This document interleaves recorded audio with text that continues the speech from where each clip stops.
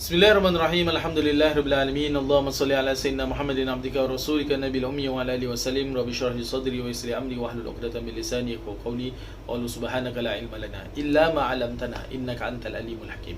Assalamualaikum warahmatullahi taala wabarakatuh. Anda bersama saya Ustaz Muhammad Nazri daripada Masjid Al-Istighfar. Pada tazkirah kali ini, tazkirah ringkas kali ini kita akan bersambung dengan kitab Indahnya Hidup Bersyariat.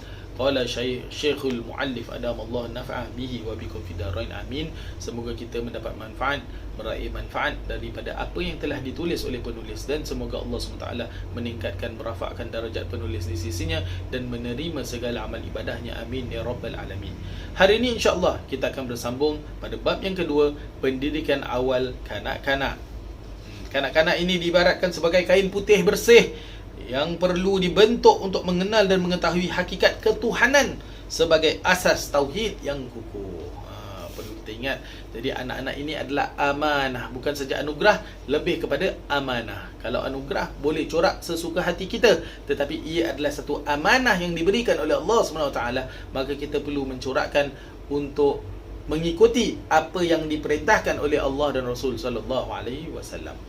Anak-anak kecil memerlukan belayan kasih sayang. Kasih sayang terlalu indah untuk dikenang. Kenang ke? Wallahualam. Jadi utamanya anak-anak kecil memerlukan kasih sayang. So kita tak boleh automatik anak-anak ni masih kecil kita sibuk dengan nak disiplin saja. Belum lagi. Lebih utama kasih sayang terlebih dahulu. Jadi ada yang kita diajarkan daripada 0 hingga 7 tahun. Apa dia kena buat? 7 hingga 14 apa kena buat? 14, 15 sampai 21 sampai 28 apa dia? Ada cara-cara yang diajarkan oleh baginda SAW.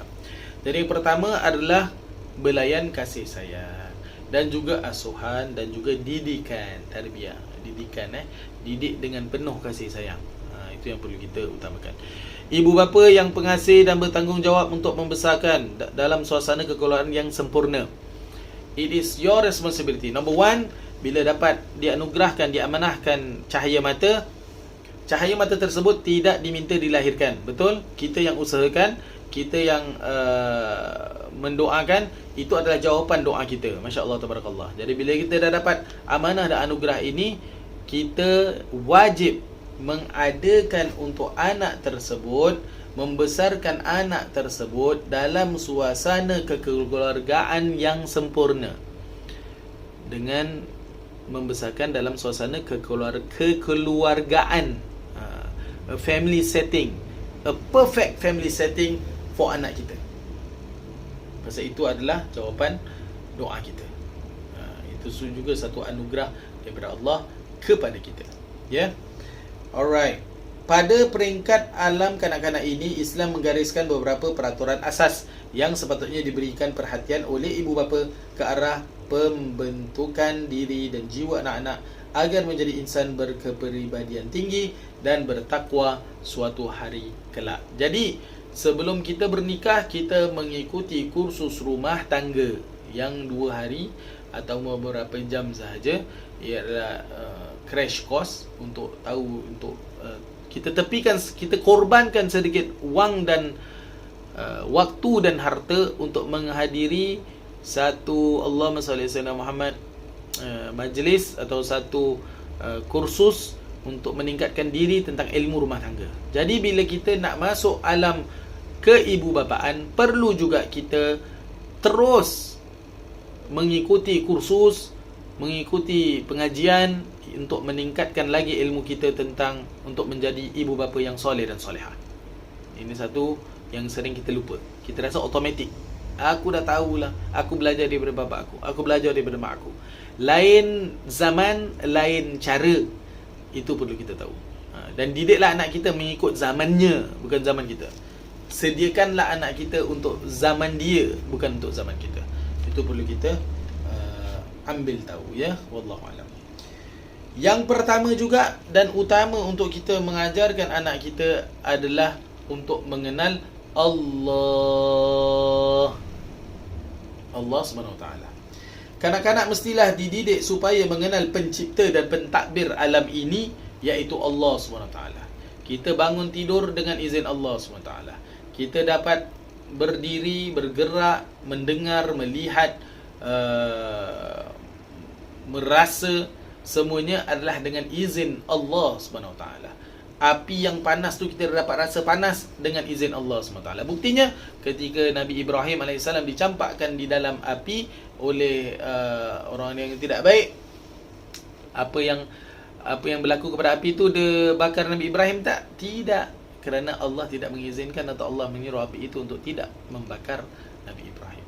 Lautan yang patut membasahi boleh terbelah dengan izin Allah SWT. Bulan boleh terbelah bila Nabi SAW melaksanakan perkara itu dengan izin Allah SWT. Yang mati boleh hidup dengan izin Allah Subhanahu wa taala. Semuanya dengan izin Allah SWT. Jangan kita pernah lupa tentang perkara itu.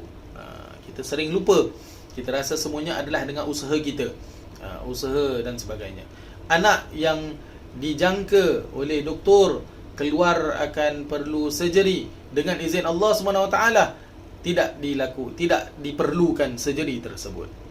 Semuanya balik kepada Allah SWT Al-Khaliq, yang Maha Pencipta.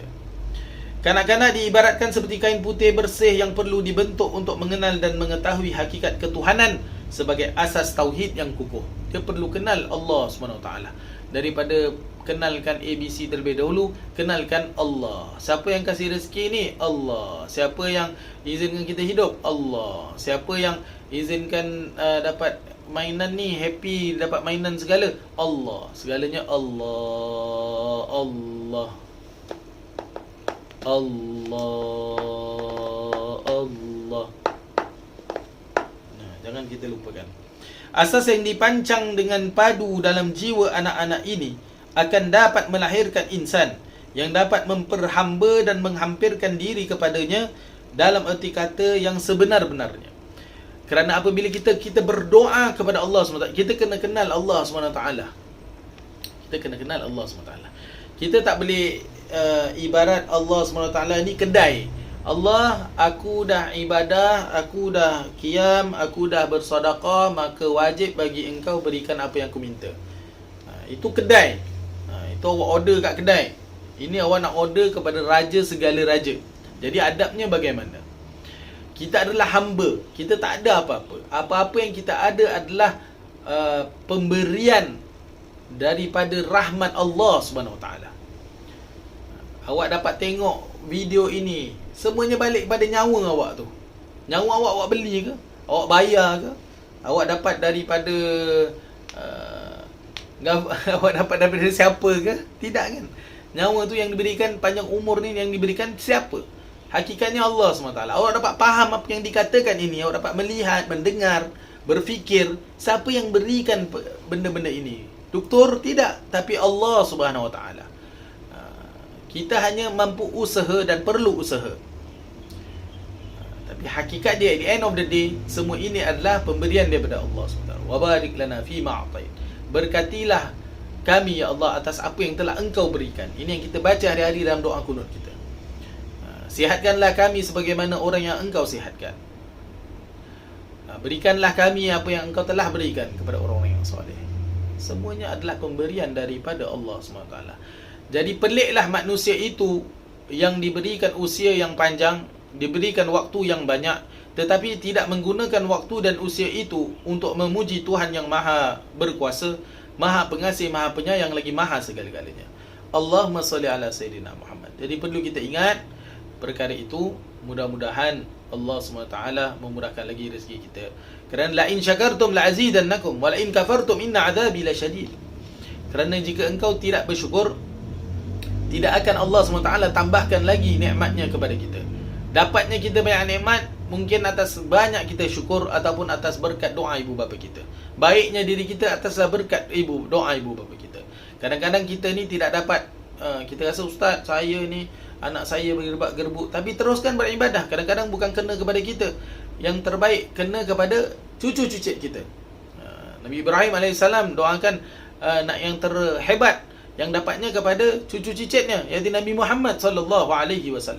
Jadi perlu kita bersabar Dan kerja kita adalah terus beribadah, terus beramal, terus menjalankan tanggungjawab kita. Tanggungjawab sebagai suami, sebagai isteri, sebagai ibu, sebagai bapa, sebagai pekerja dan sebagainya. Jalankan tanggungjawab dengan baik dan jadilah orang yang bersyukur. Mudah-mudahan Allah SWT tambahkan lagi nikmatnya ke atas kita. Amin ya rabbal alamin. Tanpa mengenali zat yang disembah, tidak akan membawa apa-apa makna dalam kehidupan kita. No point. Awak boleh jadi kaya macam mana pun, tapi tetap ada kekosongan dalam hati. Bila kita kosong, jadi tak ada apa-apa. Kita tengok artis-artis barat banyak yang dah kaya raya, famous, semua dapat pujaan manusia dapat, tetapi bunuh diri, mengambil diri. Kerana apa? Kerana ada kekosongan dalam hati. Jadi kehidupan kita yang Allah cipta ni bukan untuk yang itu, tetapi lebih kepada nak kaya boleh, tak ada masalah. Tapi kaya dari segi harta, kaya juga dari segi kerohanian. Kena ada balance. Mind, body and soul. Kaya minda dengan ilmu, kaya badan dengan kesihatan, kaya jiwa dengan banyak beribadah. Allahumma salli ala Sayyidina Muhammad. Makhluk seluruhnya berhajat dan berharap kepada pertolongan, perlindungan dan belas kasihan Allah. Selamatnya awak daripada rumah ke tempat kerja, daripada point A ke point B dengan selamat adalah dengan izin Allah Subhanahu Wa Taala. Itu perlu kita tahu. Perlu kita ingat. Macam luggage kita, kalau kita pergi safar, kita pergi travelling, luggage dalam banyak-banyak luggage, mesti ada satu orang punya luggage hilang atau tertinggal, tapi luggage yang lain semua selamat. Adalah dengan izin Allah SWT.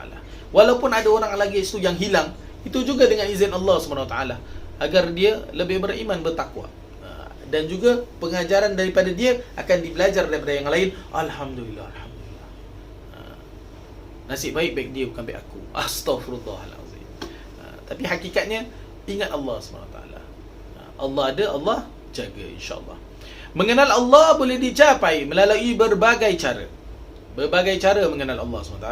Umpamanya dengan melihat dan memikirkan kejadian-kejadian yang berlaku di sekeliling kita dan juga penghayatan Asmaul Husna, yakni sifat-sifat Allah Subhanahu Wa Taala. Kita sambung lagi pada pengajian yang lain, insyaAllah, tentang bagaimana cara untuk mengetahui kewujudan Allah Subhanahu Wa Taala. Tapi untuk kita sekarang ini, lihatlah kepada pandemik ini, bersyukur. Tengok raya tahun lepas dengan raya tahun ni macam mana. Banyak nikmat yang Allah berikan yang kita tidak bersyukur. Kita rasa automatik lah hari raya boleh keluar ini, automatik lah boleh buat korban ini, korban itu. Tapi kita nak Allah keluarkan sikit saja segala nikmat kita, supaya kita menjadi orang yang lebih bersyukur. Mungkin sebelum ini kita kurang bersyukur, jadi jadilah orang yang lebih bersyukur. Wallahu ta'ala alam.